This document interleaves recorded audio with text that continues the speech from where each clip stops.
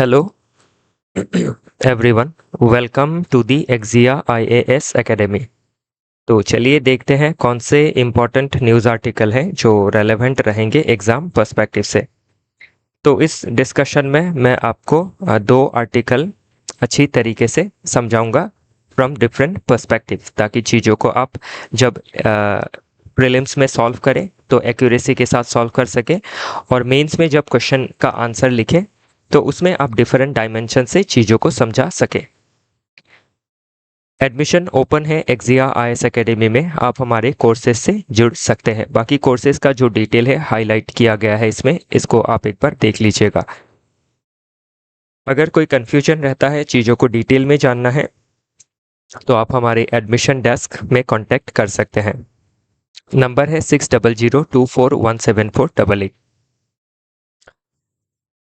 तो पहला आर्टिकल है अबाउट फायर क्रैकर्स। तो दिवाली का समय है, तो जो फायर क्रैकर का जो मुद्दा है, पॉल्यूशन का जो मुद्दा है, वो फिर से उभर के आया है। और हाल ही में सुप्रीम कोर्ट में डिस्कशन हुआ। फ्राइडे को सुप्रीम कोर्ट में जो डिस्कशन हुआ, और उसमें क्या इसका कंक्लूजन निकल के आया है, या फिर आपके chief justice of India B R Gavai ji ने इसके ऊपर क्या कहा, उसके रिगार्डिंग ये आर्टिकल है। तो ऑनरेबल सुप्रीम कोर्ट ने ये मेंशन किया है कि फायर क्रैकर्स को लेके जो अप्रोच है वो बैलेंस्ड होना चाहिए। कि अभी अगर पूजा के ठीक पहले, दिवाली के ठीक पहले अगर फायर क्रैकर्स के ऊपर कंप्लीट बैन लगा दिया जाता है इसके प्रोडक्शन में, in any particular region, specially in New Delhi, तो इससे क्या है, आपका काफ़ी नेगेटिव रिप्रकशंस देखने को मिल सकता है। तो ये बात हमेशा से ही जो आपके जो क्रिटिक्स है फायर क्रैकर्स के, वो हमेशा से ही इसके कंप्लीट बैन के बारे में बात करते आए हैं। और गवर्नमेंट ने भी डिफरेंट समय पे डिफरेंट अप्रोचेस ली है। किसी जगह में बैन किया है, और फिर अर्लियर कोर्ट के डिसीजंस के चलते आपका जो एक विंडो है उसको बांध के दिया है। तो जैसे 6 बजे से 10 बजे, वैसे समय पे क्रैकर्स को एक लिमिटेड टाइम पे ब्रास्ट कर सकते हैं।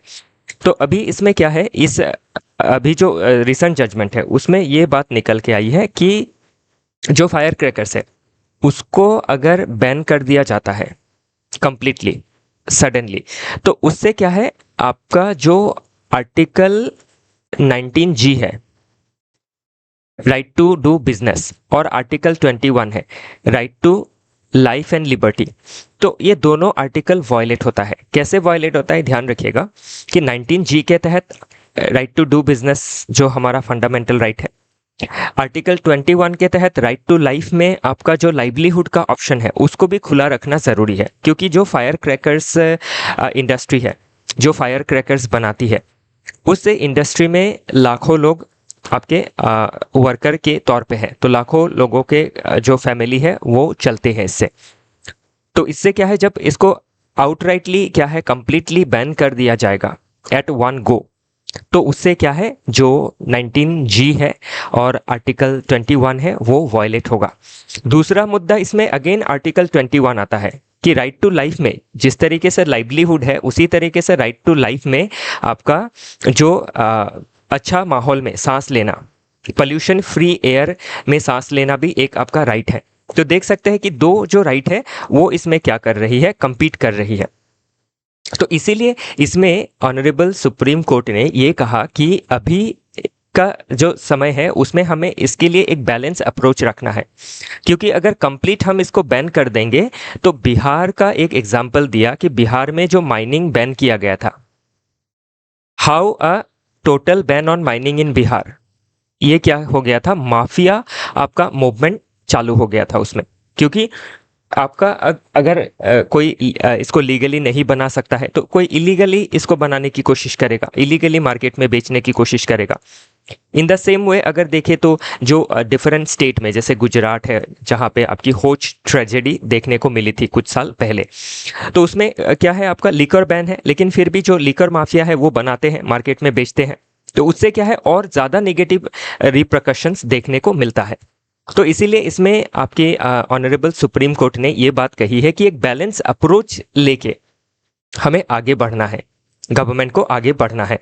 तो उसके लिए नंबर 1 तो ये है कि आपका जो फायर क्रैकर्स बनाते हैं उनके ऊपर जो आपका लिमिटेड एक थ्रेशहोल्ड है उसको लगाना ज़रूरी है। इट मीन्स जो क्रैकर्स बनाएंगे वो ग्रीन क्रैकर्स होने चाहिए, जिसमें आपकी जो पॉल्यूटिंग सब्सटेंसेस है वो मिनिमाइज हो जाएंगे और जो एयर क्वालिटी है वो सही रहेगा। क्योंकि ये भी एक मुद्दा है कि जब फायर क्रैकर्स ब्रास्ट होते हैं तो आप अगर जैसे 6 बजे से अगर ब्रास्ट किया जा रहा है तो आप 10 बजे तक अगर आसमान में देखेंगे तो पूरा आपका धुआं से भरा हुआ रहता है और ये काफ़ी ज़्यादा टॉक्सिक एंड पोल्यूटेड जो आपकी चीज़ें हैं वो पूरा एयर को कंटामिनेट कर देती है। तो इससे आपकी रेस्पिरेटरी में इलनेस जो है उसका चांसेस काफ़ी बढ़ जाता है। तो ये भी सही नहीं है। तो इसीलिए इसमें क्या है, सुझाव ये है कि ग्रीन क्रैकर्स को अलाउड किया गया है कि ग्रीन क्रैकर्स को बनाया जाना चाहिए। तो meanwhile the court allowed manufacturers कि मैन्युफैक्चरर को अलाउ किया है, लेकिन इनको सर्टिफाई करवाना होगा अपने क्रैकर्स को, अपने मैन्युफैक्चरिंग को बाय नेरी एंड पीसो। तो नेरी पीसो क्या है हम थोड़ी बाद में देखेंगे। तो ये क्या करेंगे, आपके जो क्रैकर मैन्युफैक्चरर है उनको सर्टिफाई करेंगे। जैसे FSSI होता है, food safety and standard authority of India. तो वो क्या करती है, जो आपके फूड प्रोसेसिंग यूनिट है उनका जो फूड है उसको सर्टिफाई करती है, उनका स्टैंडर्ड्स को चेक करती है ताकि जो फूड है वो हेल्दी रहे, हाइजीनिक रहे। तो उसी तरीके से क्या है, जो क्रैकर्स होंगे वो भी ग्रीन क्रैकर्स होने चाहिए, जिससे पोल्यूशन क्या होगा आपका मिनिमाइज हो जाएगा। और उसके लिए जो मैन्युफैक्चरिंग यूनिट है उसके ऊपर भी स्टैंडर्ड सेट करना ज़रूरी है, उनको चेक करने के लिए भी बॉडी होनी ज़रूरी है। तो उसके लिए सर्टिफाई किया जाएगा बाय नेरी एंड पीसो, ध्यान रखिएगा। तो इससे अभी आपके ऑनरेबल सुप्रीम कोर्ट ने क्या किया, जो 2 आर्टिकल है जो compete कर रही थी उनके बीच में एक बैलेंस को लाया है। और इसको अगर इन फ्यूचर में बैन किया जाना है तो इसको कंप्लीटली पूरे देश में ही बैन किया जाना चाहिए। और जब बैन किया जाएगा उससे जो लोग आपके लाइवलीहुड को खो देंगे उनको भी रीसेटल करवाना ज़रूरी है। क्योंकि हम किसी एक चीज़ को, मैन्युफैक्चरिंग को बंद करते हैं तो उसमें जो लाखों लोग जुड़े हुए हैं उनका जो लाइवलीहुड छिन गया है, तो उनके लिए भी तो कोई व्यवस्था करनी होगी। क्योंकि उनका भी तो आर्टिकल 21 जो राइट टू लाइफ है, लाइफ के साथ जो लाइवलीहुड है वो चला जा रहा है, या फिर 19G जो है वो वायलेट हो रहा है।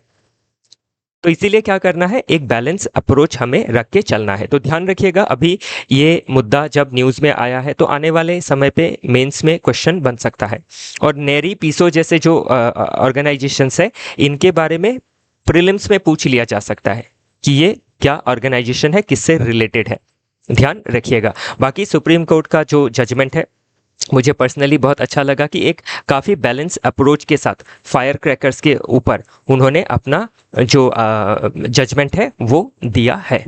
और इसके साथ ये भी कहा है कि जो आपके समझ लीजिए कि दिल्ली NCR रीजन है या फिर दिल्ली रीजन है, उसमें सिर्फ फायर क्रैकर्स बैन करना, सिर्फ इलीट पॉपुलेशन के बारे में सोच के बैन करना, तो वो आपका क्या है, इनजस्टिस है। क्योंकि अभी आपका जो पोल्यूशन होता है उससे सिर्फ अमीरों को ही तो तकलीफ नहीं होती है, जो रोड साइड वेंडर्स है, जो इनफॉर्मल वर्कर्स है, जो marginalize vulnerable sections of population है, उनको भी तो तकलीफ हो सकती है। तो इसीलिए क्या करना है, जो भी डिसीजंस लेना है उसको हॉलिस्टिक डिसीजन लेना है।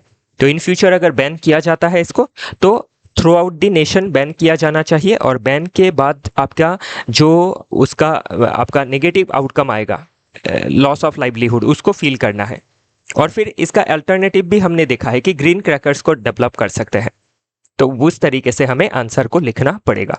तो बाकी इसमें अगर देखें तो इनइफेक्टिवनेस ऑफ टोटल बैन, तो जिस तरीके से आपके इसमें CJI साहब ने मेंशन किया है, BR गवई सर ने, तो वो चीज़ हम इसमें देख सकते हैं कि उन्होंने कहा है कि इनइफेक्टिव हो जाएगा अगर हम सडनली चीज़ों को इस तरीके से बैन कर देंगे तो। क्योंकि बिहार में क्या हुआ कि अगर आप लीगल जो माइनिंग है उसमें बैन कर रहे हैं टू प्रोटेक्ट द एनवायरनमेंट और बायोडाइवर्सिटी, तो उससे क्या है, कोई ना कोई उसको क्या करेगा, एक्सप्लॉइट करने की कोशिश करेगा इलीगली।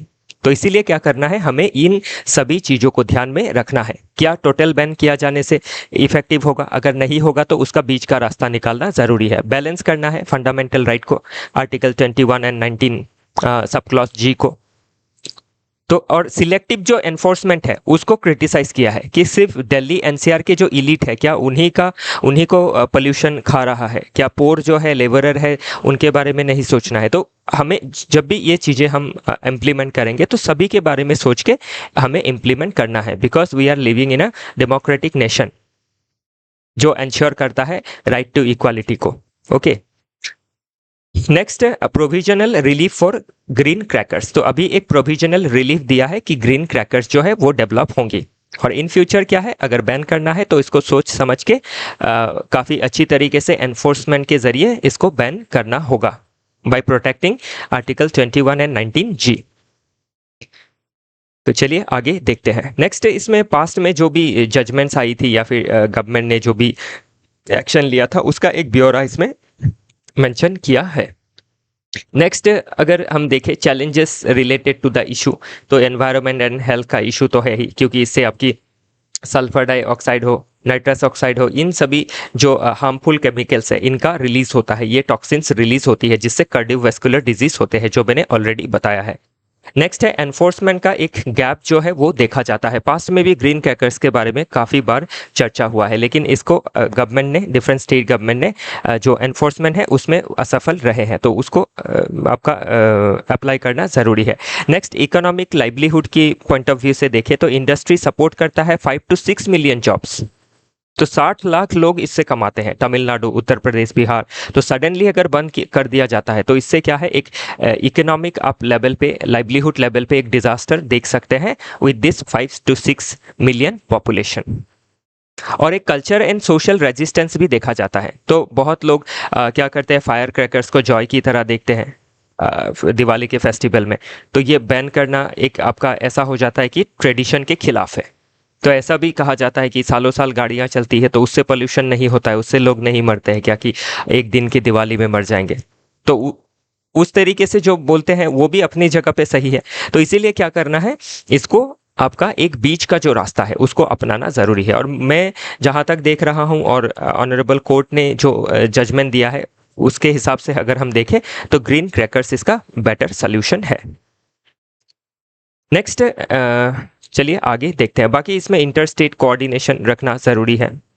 ओके, सिर्फ एक जगह पे बैन करना, बाकी जगह पे खुले रखना वो सही नहीं है। या तो खुला अगर रखते हैं तो सभी जगह पे रखिए और उसको ग्रीन क्रैकर्स डेवलप कीजिए, और बैन करते हैं तो सभी जगह पे एक समय के बाद ही बैन कीजिए।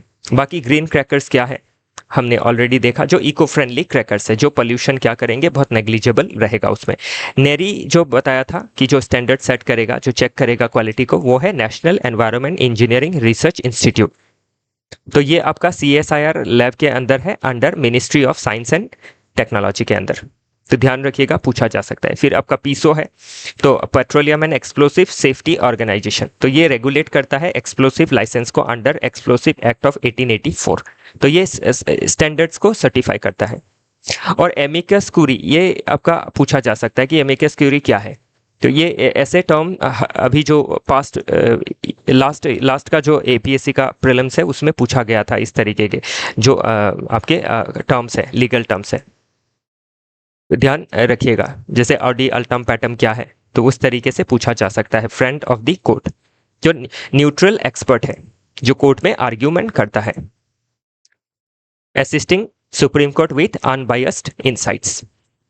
नेक्स्ट है NCR, national capital region. Delhi में जो NCR लगता है उस NCR का पूरा फुल फॉर्म हो गया नेशनल कैपिटल रीजन, जो 22 डिस्ट्रिक्ट है अक्रॉस दिल्ली।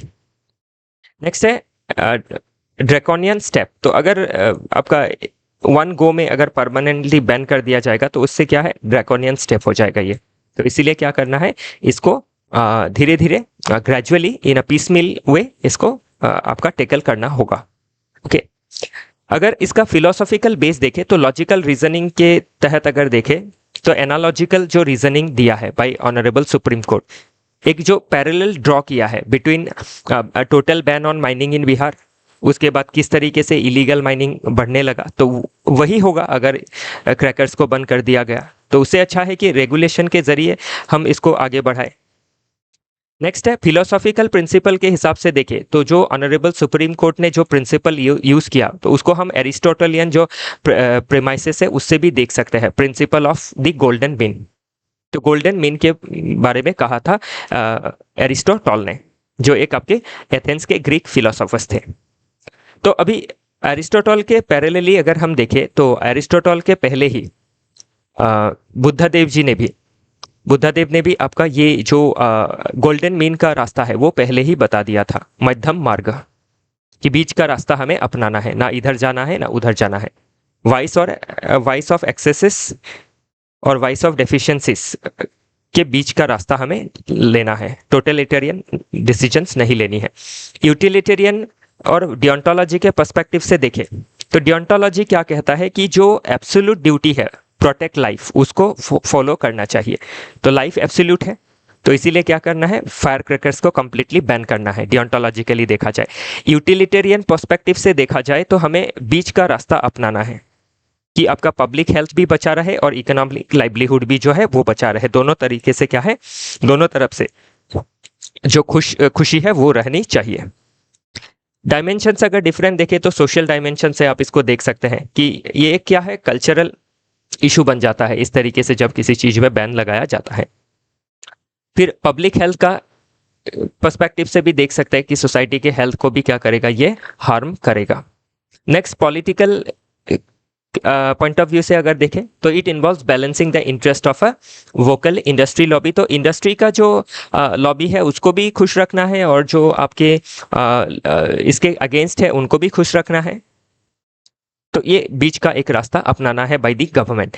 लीगल के पर्सपेक्टिव से देखें तो आर्टिकल 19 सब क्लॉज 1G जो ऑलरेडी बताया, जो freedom of trade and commerce के बारे में बात करता है। आर्टिकल 21 राइट टू लाइफ के बारे में बात करता है। तो इसको हमें बैलेंस करना होगा। तो एथिकली देखें तो एक जो कॉरपोरेट है उनका भी एक क्या है, सोशल रेस्पॉन्सिबिलिटी रहता है। तो कॉरपोरेट का सोशल रेस्पॉन्सिबिलिटी ये है कि वो जो भी प्रोडक्ट बनाते हैं उससे सोसाइटी का हार्म नहीं होना चाहिए, एनवायरनमेंट का हार्म नहीं होना चाहिए।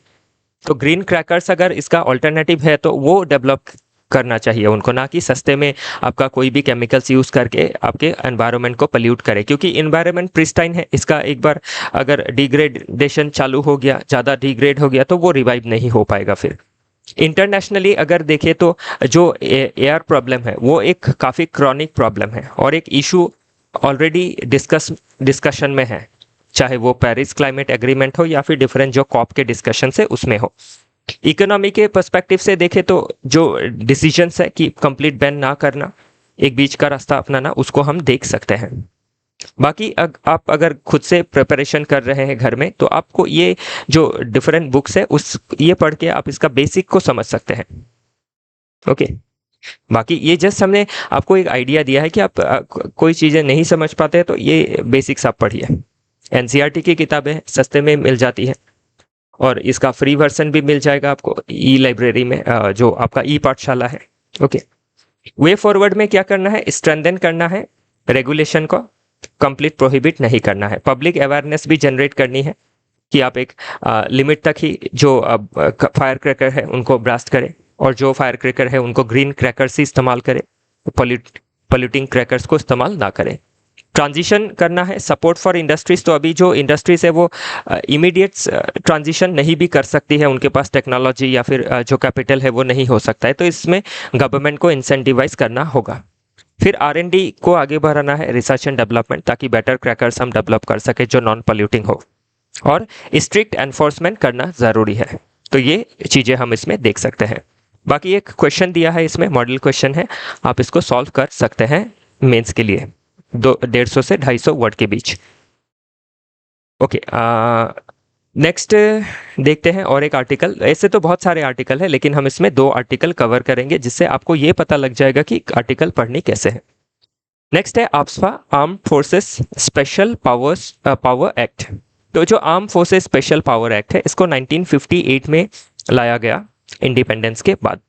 तो अभी arm forces special power act नाम से आपको पता चल रहा है कि जो आर्म फोर्स है उनको स्पेशल पावर दी जाती है under act of 1958 legislated by, या फिर जिसको फ्रेम किया है, बनाया है बाय पार्लियामेंट ने, लोकसभा और राज्यसभा ने, और इसको इम्प्लीमेंट किया जाता है, एग्जीक्यूट किया जाता है इन डिफरेंट रीजन जहाँ पे आपकी जो लॉ एंड ऑर्डर सिचुएशन है वो ग्रीम है या फिर वायलेंस जो है वो देखा गया है।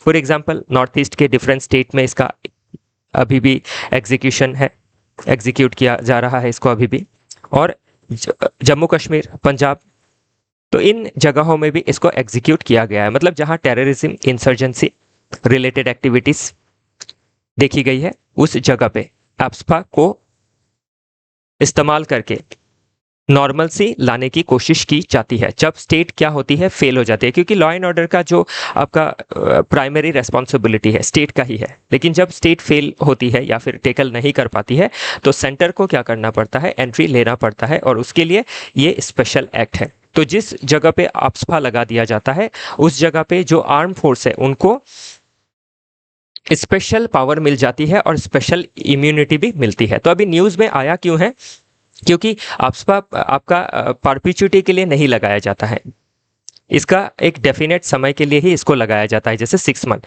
फिर 6 मंथ के बाद जो मिनिस्ट्री ऑफ होम अफेयर्स है वो रिव्यू करती है,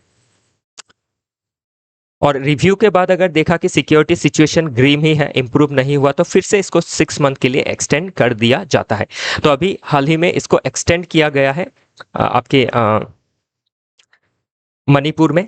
तो मणिपुर का सिर्फ 13 पुलिस स्टेशन को एक्सक्लूड किया गया है, बाकी सभी जगह पे APSPA जो है वो पहले से है, अभी भी है। इसी के साथ अरुणाचल प्रदेश में भी है कुछ जिलों में, देन नागालैंड में भी APSPA लगाया गया है। तो मणिपुर लगाया गया मतलब पहले से ही है, इसको एक्सटेंड किया गया है, एक्सटेंडेड इन 9 डिस्ट्रिक्ट्स। तो मणिपुर, अरुणाचल प्रदेश एंड नागालैंड। तो अभी इसका अगर हम रूट देखें तो कॉलोनियल इसका लेगेसी हम देख सकते हैं। तो जो 1942 का हमारा क्विट इंडिया मूवमेंट था ब्रिटिश को खदेड़ने के लिए, तो उस समय कॉलोनियल गवर्नमेंट ने, ब्रिटिश इंडियन गवर्नमेंट ने arm forces special power ordinance को पास किया था इन 1942, ताकि जो आपके रेवोल्यूशनरी है, जो फ्रीडम फाइटर्स है, उनको सप्रेस कर सके। तो ये उनका मोटो जो था वो ये गलत था, और हमारे अभी का जो मोटो है वो है कि एक जगह पे जो शांति है उसको अमल रखी जा सके, जो law and order situation violate हो चुका है या हो रहा है उसको ठीक किया जा सके। तो पोस्ट इंडिपेंडेंस में देखें तो 1958 में इंडियन पार्लियामेंट ने इसको इनेक्ट किया था to deal with Naga insurgency. उसके बाद असम में भी इसको अप्लाई किया गया, अरुणाचल, देन आपका जम्मू एंड कश्मीर, पंजाब। तो ये समय समय पे एक्सटेंड हो रहा है और ये रिड्यूस भी हो रहा है। जिस तरीके से सिचुएशन इवैल्यूएट हो रहा है उसी तरीके से इसको इस्तेमाल किया जा रहा है। ओके, तो 2004 में कहाँ विड्रॉ किया गया, ये सभी चीज़ें मेंशन की गई है। तो अभी ये जो लॉ है इसके बारे में थोड़ा और समझते हैं कि क्यों ये बहुत ज़्यादा कंट्रोवर्सी में रहता है। पहला तो जिस जगह पे APSPA लगा हुआ है वहाँ पे 5 लोग इकट्ठे नहीं रह सकते हैं। दूसरा, जो आर्म फोर्सेस है वो किसी को भी बिना वारंट अरेस्ट कर सकती है, उसका घर सर्च कर सकती है, चीज़ों को सीज कर सकती है, और जो अरेस्ट करके ले जाया जाता है उसको कब लौटाया जाएगा वो कोई डेफिनेट टाइम नहीं है, एज सुन एज पॉसिबल लिखा हुआ है। इसके बाद आर्म फोर्सेस को अगर लगता है कि कोई जो व्यक्ति है संदिग्ध है तो उसको एक वार्निंग के बाद अगर वो नहीं रुकता है तो उसको शूट भी कर दिया जा सकता है। तो इससे देख सकते हैं कि कितना ज़्यादा पावर जो है दिया गया है। प्लस जो आर्म फोर्सेस है उनके ऊपर आपका कोर्ट में केस नहीं ले जाया जा सकता है, और अगर ले जाया जाना है तो उसके लिए सेंट्रल गवर्नमेंट से परमिशन लेना ज़रूरी है अंडर दिस APSPA एक्ट। तो ये है इस एक्ट का जो कुछ प्रोविजंस है। तो इसको अभी ध्यान रखिएगा, जुडिशरी ने क्या कहा है इस लॉ के बारे में। तो ऑनरेबल सुप्रीम कोर्ट ने इसको अफेल्ड किया है, मतलब इसको बरकरार रखा है। कोर्ट ने इसको समझा है कि ये ऐसी जगह जहां बहुत ज़्यादा डिस्टरबेंस है वहां पे ज़रूरी है कि नॉर्मलसी को मेंटेन रखा जा सके, केओटिक जो एनवायरनमेंट है उसको नॉर्मल रखा जा सके, नहीं तो ज़्यादा लोगों की जो डेथ है वो कॉज हो जाएगी ये आपकी। इसीलिए सुप्रीम कोर्ट ने इसको अफेल्ड ही रखा है, कॉन्स्टिट्यूशनली इसको इलीगल नहीं बताया है या फिर नल एंड वॉइड नहीं किया है। लेकिन ध्यान रखिएगा कि APSPA में इतना ज़्यादा पावर मिलता है तो इसीलिए मैंडेट किया है कि सर्टेन डूज एंड डोंट्स होना चाहिए। जैसे सीधा फायर नहीं कर सकते हैं, वार्निंग दे के फायर करना होगा, उस तरीके के जो आपके सर्टेन मैंडेट्स है वो दिए हैं बाय ऑनरेबल सुप्रीम कोर्ट। फिर जस्टिस जगजीवन रेड्डी कमेटी बनाया गया था। तो रेड्डी कमेटी ने आपका कंप्लीट रिपील के बारे में कहा है इसके इस लॉ को लेके कि ये आपका बहुत ज़्यादा ऑप्रेसिव लॉ है। एक डेमोक्रेसी में ऐसा लॉ जो है वो शोभा नहीं पाता है। आर्टिकल 20 का जो right to life and liberty है उसी का वायलेशन हो रहा है इसमें, जो काफ़ी कार्डिनल प्रिंसिपल है in a democracy. Santosh Hegde commission ने भी आपका appointed by honourable supreme court to investigate encounters death in Manipur, और ये पाया कि ये काफ़ी अब्यूसिव है, पावर का काफ़ी एब्यूज हुआ है। तो इसीलिए क्या है आपका इस लॉ में मॉडरेशन लाना या फिर इसका अल्टरनेट लाना ज़रूरी है। जो रीज़न है जिसमें सिक्योरिटी वायलेशन हो रहा है, क्यों हो रहा है, उसका जो तह तक है वो पहुंचना ज़रूरी है। सोशियो इकोनॉमिक डेवलपमेंट में लैग कर रहा है तो उसको बढ़ाना है, पॉलिटिकल पार्टिसिपेशन बेटर नहीं है तो उसको देना है, जो आपकी एक लेवल तक ऑटोनॉमी दी जा सकती है with in the constitution of India वो देनी ज़रूरी है। तो ये जो आपके लॉन्ग टर्म सोल्यूशंस है उसको अपनाना ज़रूरी है। हम सिर्फ मिलिट्री एक्शन से किसी एक जगह को शांत नहीं कर सकते हैं, उसके लिए education, health, infrastructure, political participation, इन सभी चीज़ों को इंश्योर करना काफ़ी ज़रूरी रहेगा। और जब आपदा लग जाता है तो वो जगह इकोनॉमिकली काफ़ी क्रिपल्ड हो जाता है, क्योंकि इन्वेस्टर्स नहीं आते हैं, इन्वेस्ट नहीं करना चाहते हैं, जो माहौल रहता है वो काफ़ी डार्क रहता है या काफ़ी नेगेटिव रहता है। तो वही चीज़ ये एग्जाम में पूछा जा सकता है। तो चैलेंज क्या है? ह्यूमन राइट अब्यूज़ है, फोर्सेस को काफ़ी ज़्यादा इम्प्यूनिटी है।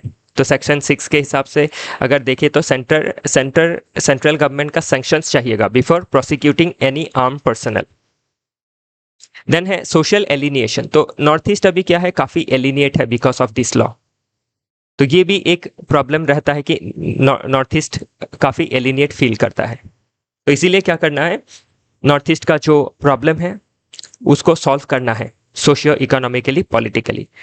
सिक्योरिटी पर्सपेक्टिव से सही है, लेकिन socio economically and politically problem solve करना काफ़ी ज़रूरी है। एडमिनिस्ट्रेटिव आउटरीच करना काफ़ी ज़रूरी है। आपका जो एडमिनिस्ट्रेटिव ओवररीच है उसको कम करना ज़रूरी है। तो अभी डिस्टर्ब्ड एरिया है तो उसको कैसे डिसाइड किया जाता है? गवर्नर एंड सेंटर दोनों मिलकर डिसाइड करते हैं। स्टेट के गवर्नर का रिपोर्ट होता है प्लस सेंट्रल होम मिनिस्ट्री इसमें डिसाइड करती है। तो जो किस तरीके से डिसाइड किया गया है उसमें ट्रांसपेरेंसी नहीं है, तो वो एक गलत हो जाता है इसमें, कि हमें बस इतना पता चलता है कि एक्सटेंड हुआ है या आपका हटा दिया, विड्रॉ कर दिया गया है। तो क्यों लगाया गया, क्या रीज़न है, क्या ऐसी सिक्योरिटी ब्रीच देखी गई, तो उसको भी एक्सप्लेन करना ज़रूरी है। तो ट्रांसपेरेंसी लाना ज़रूरी है। लीगल एंड जुडिशियल हर्डल है कि डिस्पाइट आपके honourable supreme courts directives for inquiries की इंक्वायरी करनी है जिसमें वायलेशन देखा गया है, तो उसको लॉ के तहत कंप्लायंस में लाना ज़रूरी है, क्योंकि fundamental rights in a democracy सबसे ऊपर है। देश बना ही किसके लिए है? पीपल के लिए। कॉन्स्टिट्यूशन है किसका? पीपल का। तो वो चीज़ें देखनी ज़रूरी है। बाकी पॉलिटिकल रेजिस्टेंस हम डिफरेंट स्टेट्स में देख सकते हैं अगेंस्ट दिस ड्रैकोनियन लॉ। बाकी जो की टर्म्स है उसको ऑलरेडी एक्सप्लेन किया गया है, तो इसको एक बार देख लीजिएगा। तो अगर लॉजिक एंड फिलोसॉफिकल बेसिस देखें तो इसमें एक चीज़ ये देखा गया कि ये जो लॉ है इसमें हॉब्सियन व्यू ऑफ स्टेट लिया गया है। तो हॉब्स, लॉक, रूसो तीनों ही कॉन्ट्रैक्ट थियोरिस्ट हैं, जो ये बताते हैं कि स्टेट कौन से सिचुएशन में आपका डेवलप हुआ है। तो उसमें हॉब्स जो है वो जो पीपल है उसका जो नेचर है उसको काफ़ी नेगेटिव तरीके से दर्शाते हैं कि पीपल क्या है, काफ़ी आपके बारबरिक है, नेस्टी है, ब्रूटिश है, जो एनी टाइम झगड़ते रहते हैं, वार अगेंस्ट ऑल करते रहते हैं। तो उससे उसी के लिए क्या है, स्टेट पावरफुल होना काफ़ी ज़रूरी है। इसीलिए इन्होंने स्टेट को सी मॉन्स्टर का जितना पावर होता है जो डोमिनेट करता है पूरा सी को, तो उसी तरीके से कहा है कि स्टेट पावरफुल होना चाहिए, क्योंकि जब स्टेट पावरफुल होगा तभी स्टेट क्या करेगा, एक सिस्टमैटिक वे से आपका समाज को, देश को चला सकेगा, और उसमें हर व्यक्ति वो चाहे दुर्बल हो या फिर सबल हो वो अपना राइट्स को पा सकेंगे। नहीं तो क्या है कि जो पावरफुल है वो राइट्स को वायलेट करेंगे। ओके, तो वो देख सकते हैं। डियोंटोलॉजी के पर्सपेक्टिव से देखें तो ये आपसपा को हमें अपोज करना होगा, कि स्टेट का ड्यूटी क्या है, to protect people's right, people's liberty, to give them a good life. तो अगर अपस्पा लगा रहेगा तो उससे क्या है, गुड लाइफ नहीं आएगा, एक नेगेटिव एनवायरनमेंट, एक डर का माहौल बना रहेगा। क्योंकि जो पावर में है, जो पावर इस्तेमाल कर रहे हैं, वो उसको नेगेटिवली भी इस्तेमाल कर सकते हैं, because power corrupts and absolute power corrupts absolutely. और इसमें लॉकियन सोशल कॉन्ट्रैक्ट देखें तो जो जॉन लॉक है, उन्होंने काफ़ी पॉजिटिव पिक्चर दिखाया है पीपल ऑफ अ सोसाइटी की। जो सोसाइटी के पीपल हैं वो काफ़ी एम्पावर्ड है, एनलाइटेंड है। तो इसीलिए क्या करना है, पीपल को एम्पावर एनलाइटन करना ज़रूरी है, इंडिविजुअल्स का राइट को प्रोटेक्ट करना ज़रूरी है, ना कि उसको वायलेट करना है। डायमेंशन अगर देखें तो पॉलिटिकल डायमेंशन अगर देखें तो इसमें एक सेंटर और स्टेट के बीच में एक इशू देखा जाता है, पॉलिटिकल डिस्ट्रस्ट है स्टेट के लोगों के बीच अगेंस्ट सेंटर। सोशली अगर देखें तो सोसाइटी में एक फियर है, मिसट्रस्ट है between security force and civilian. Then legally अगर देखें तो आर्टिकल 14, 19, 21 का वायलेशन हो रहा है। कोई जगह पे कोई इंसान काफ़ी अच्छा लाइफ जी रहा है, कोई अच्छा नहीं जी पा रहा है, डर के जी रहा है, तो वो चीज़ हम देख सकते हैं। तो एथिकली अगर देखें तो जो स्टेट सैंक्शन वायलेंस है उसके लिए कौन अकाउंटेबल होगा, वैल्यू फॉर ह्यूमन लाइफ जो है, वैल्यू ऑफ ह्यूमन लाइफ, उसको हम कैसे प्रोटेक्ट कर पाएंगे अगर इस तरीके से आपका ज़्यादा पावर को इस्तेमाल किया गया। तो इंटरनेशनली देखें तो यूनाइटेड नेशन जो ह्यूमन हमारा जो यूडीएचआर है, universal declaration of human rights, फिर universal declaration of civil and political rights, वो इसमें वायलेट हो रहा है। और इकोनॉमिकली अगर देखें तो जिस जगह पे हैवी मिलिट्रियलाइजेशन होता है वहाँ पे आपका इकोनॉमिक एक्टिविटी काफ़ी कम हो जाता है। और एक इकोनॉमिक एक्टिविटी कम होना मतलब लाइवलीहुड ऑप्शंस नहीं रहना। तो तब लोग खाली बैठे क्या करेंगे, और लोगों का जो है वायलेंस का टेंडेंसी बढ़ जाएगा। तो वो सभी चीज़ें हमें ध्यान देनी है। वे फॉरवर्ड में हमें ये देखना है कि जो अमेंडमेंट है वो लाना ज़रूरी है लॉ के अंदर, एज पर रेड्डी कमेटी, संतोष हेगड़े कमेटी। स्ट्रेंथन करना है लोकल पुलिस को कि पुलिस ही प्रॉब्लम को सॉल्व कर पाए उस तरीके से। टाइम बाउंड एक्शन लेना है। अगर कोई किसी फोर्स के किसी ऑफिसर के या फिर आपके सोल्जर के अगेंस्ट कोई अगर कंप्लेन आता है तो स्ट्रिक्ट एक्शन लेना है अगर पावर का मिसयूज किया जाता है। देन पॉलिटिकल डायलॉग्स स्टैब्लिश करना ज़रूरी है between communities, between centre state, between people and forces, civilian and forces. और सुप्रीम कोर्ट का जो डायरेक्टिव्स है उसको फॉलो करना ज़रूरी है in order to protect fundamental rights, democratic credential in a state. तो इसी के साथ आज का जो डिस्कशन है वो समाप्त होता है। कल फिर मिलेंगे डिफरेंट आर्टिकल के साथ। आज के लिए इतना ही, धन्यवाद।